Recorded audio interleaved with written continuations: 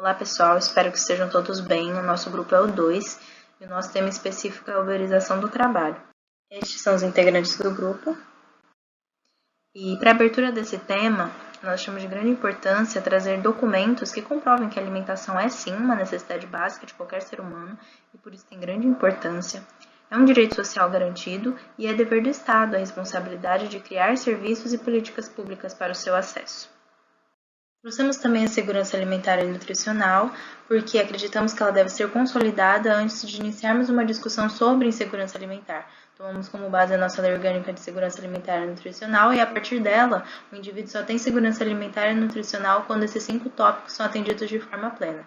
Sabemos que somos rodeados por desigualdades e que a maioria dos indivíduos não tem esse acesso completo, por isso, essa temática deveria ser muito trabalhada dentro das políticas públicas do governo. Porém, com relação a essa temática, nós temos uma problemática que foi a revogação do CONSEA, que é o Conselho Nacional de Segurança Alimentar e Nutricional, em janeiro de 2019. Ele era responsável por debates e articulações e monitoramento e acompanhamento de orçamento de políticas públicas e programas. E essa medida, ela limita a garantia do direito alimentar e causa um rompimento com a responsabilidade do Estado de promover serviços e políticas públicas para o acesso da boa alimentação.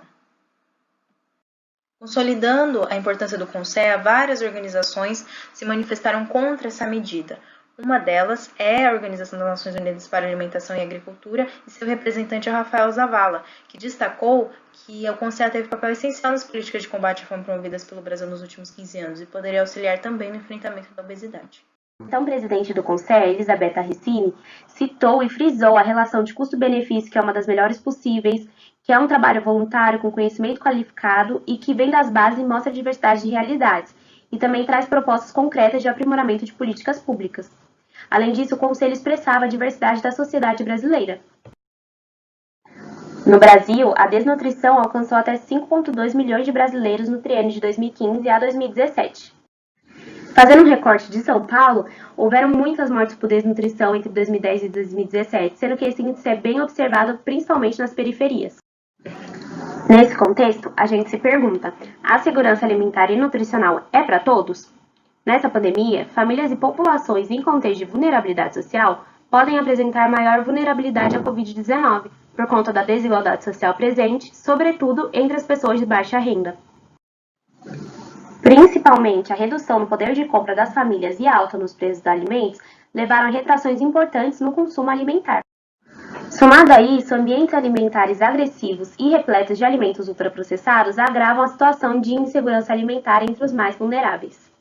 Nesse contexto, é notável que o desmonte das políticas públicas e do CONSEA expõe na pandemia de Covid-19 a omissão do Estado na redução de desigualdades e no enfrentamento da insegurança alimentar e nutricional no Brasil. Agora eu vou falar um pouco sobre o processo atual que foi batizado de uberização do trabalho. Ele consiste em um número cada vez maior de trabalhadores autônomos sem um vínculo empregatício bem delimitado com a empresa em questão, com grande ausência de direitos trabalhistas com esses trabalhadores.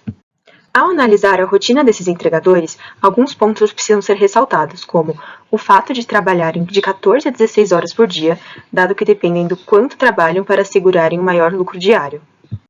E também o fato de não pararem para realizar suas refeições, ficando muitas vezes horas ou dias inteiros sem se alimentarem ou apenas ingerindo ultraprocessados de fácil acesso. E com os impactos econômicos da pandemia, esse número de jovens trabalhadores autônomos cresceu muito. E para contextualizar brevemente tudo isso, é importante dizer que estamos em um momento de importantes correntes de pensamento neoliberalistas, que vocês podem ler melhor e se aprofundar nos slides depois.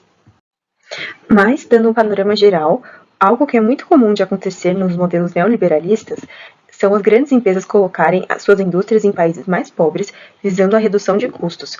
Isso favorece a concentração de renda e o desemprego no país de origem da multinacional, como aconteceu no Reino Unido em 1980.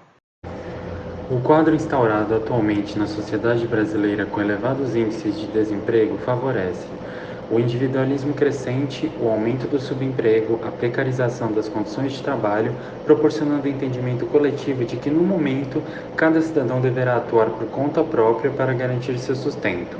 No entanto, a articulação de um Estado neoliberal no Brasil é questionável, ainda que minimamente compreensível no cenário econômico atual tão crítico, pois existe uma grande camada populacional de baixa renda altamente dependente dos recursos financeiros oferecidos pelo Estado para setores como saúde, alimentação, transporte, a qual necessita de tal segurança garantida para sobreviver. Além disso, a abertura para a entrada de uma ideologia neoliberal pode acarretar na privatização de alguns desses segmentos essenciais. Por outro lado, também, o país possui uma elevada taxa de concentração de renda nas mãos de uma pequena parcela da população, enquanto uma enorme quantidade de indivíduos ainda assegura seu sustento com muitas vezes menos que um salário mínimo. O processo de uberização se expandiu vertiginosamente no decorrer dos últimos anos, e, em contrapartida, a defesa dos direitos trabalhistas das categorias atreladas a tal movimento não acompanhou esse ritmo de progresso. O fechamento de inúmeros restaurantes e estabelecimentos responsáveis por distribuição de refeições acabou gerando uma maior demanda desse perfil de trabalhador, o qual continua não tendo direitos bem delineados pela lei. Todas as situações que envolveram a tentativa de determinar quais são os princípios trabalhistas dessa categoria acabaram sendo derrubadas seja pelo próprio governo ou pelas empresas, responsáveis pela administração de seus respectivos aplicativos. Uma vez que não há um período de trabalho diário definido como obrigatório, nem tempo de atuação fixa nessa categoria, ou outros aspectos que normalmente ao serem contemplados estabeleçam vínculos entre funcionários e empresas. Relacionaremos agora a insegurança alimentar e nutricional, a uberização do trabalho e a pandemia de Covid-19 a partir de falas de entregadores. Como já dito anteriormente, com a pandemia e o fechamento de restaurantes, intensificou-se os pedidos de alimentos por aplicativos e, consequentemente, a rotina desses entregadores, de forma que eles passaram a trabalhar mais por períodos mais longos, sem as devidas condições de trabalho e de segurança. A partir disso, muitas vezes a alimentação é colocada em segundo plano ou esquecida, tendo em vista que a renda diária desses trabalhadores depende do número de entregas realizadas. Além disso, durante o período de trabalho, muitos não se alimentam pela impossibilidade de levar comida de casa e de comprar comida na rua, além da ausência de um auxílio alimentação, como exemplificado pela fala. Não dá para levar marmita porque estraga e também não dá para comprar comida todos os dias na rua. Eu como quando saio de casa e quando chego. Isso faz com que eles não se alimentem durante o período de trabalho ou prefiram alimentos rápidos e de fácil acesso, como ultraprocessados. Assim, observamos um paradoxo entre garantir a alimentação do outro e passar fome, como indicado pela fala. A alimentação é a coisa que mais dói, ter que trabalhar com fome carregando comida nas costas. Assim, a partir do conceito de segurança alimentar e nutricional proposto pela LOSA 2006, nós vemos que diversos aspectos indicam a insegurança alimentar e nutricional presente na vida desses entregadores. Ou seja, esses indivíduos não possuem acesso regular e permanente a alimentos de qualidade e em quantidade suficiente, e também não possuem práticas promotores da saúde durante a alimentação, tendo em vista a falta de comensalidade e de um ambiente adequado para realizar as refeições quando eles as realizam. Porém, é crescente a reivindicação desses trabalhadores por melhores condições de trabalho, como aumento do pagamento das corridas por quilômetro, seguro contra roubos e acidentes, auxílio pandemia e auxílio alimentação, como indicado pela fala. Vamos tentar aprovar uma lei para fazer os aplicativos garantirem a alimentação. Um exemplo dessa crescente reivindicação foi a greve geral dos entregadores de aplicativo do dia 1 de julho de 2020, em plena pandemia. Em conclusão, mesmo que tenhamos a Declaração Universal dos Direitos Humanos, a Constituição Federal Brasileira e a Lei Orgânica da Segurança Alimentar e Nutricional tratando do direito à alimentação, a pandemia aumentou e expôs uma série de problemas para além da insegurança alimentar que já afetavam essa população, como questões trabalhistas, qualidade de vida, crise no país e visão deturpada do empreendedorismo.